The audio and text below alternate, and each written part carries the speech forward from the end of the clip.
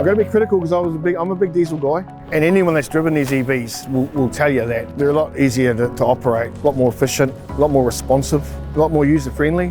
Got more power than an equivalent diesel loader. Super fast charging, super smooth, super quiet, and super powerful. This is producing significant savings in operating costs and maintenance costs, and that's what it's about.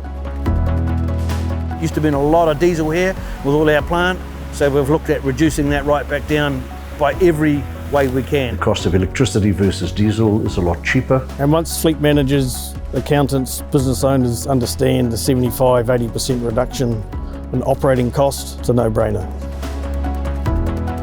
The first thing you do when someone hears a new toy, you're going, right, let's find the hardest job we do and give it heaps. Yeah, and that's exactly what we've done, come out and found that it outperforms. Electric motors are very, very efficient, so it is far more responsive, a lot quicker than a diesel motor. I've driven a loader the same size before and I sort of knew what to expect, but I was surprised by the amount of power this one has. We're pushing everything in one good shunt with this one compared to 2 to 3 with the other one. Its capacity is 6.5 ton.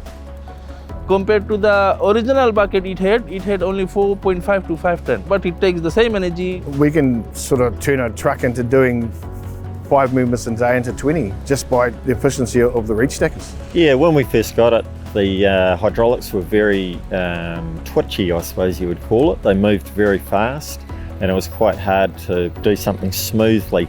So the technician came along with a laptop, plugged it in, slowed things down where they needed to be and speeded them up where they needed to be, and it's all adjusted with the laptop, and it is nice to drive. Yeah, it's not as much fatigue at the end of the day, so it's all good. Any operator will tell you these things are pretty magical. The information we had was that it would last an 8-hour shift. To date, it's in fact exceeded that. 10 or 15 minutes before we knock off, we run it up to the charger.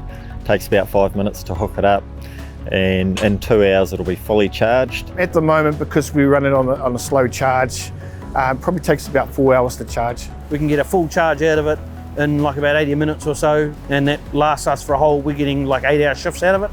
Interesting story, when we first plugged it in and turned it on, it kept blowing the fuses. We thought we'd done something wrong, but just an old fuse system, put in a nice fancy new fuse.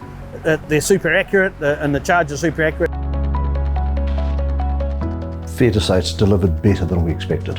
We have saved 90% of the carbon emissions, give us 80% on savings on fuel costs. We also have a 65% on maintenance cost savings because we don't have to apply the engine oil and we don't have to maintain the gearbox. Emission reduction equals cost reduction. It's important for us to maintain productivity and performance for our customers. It's all about service.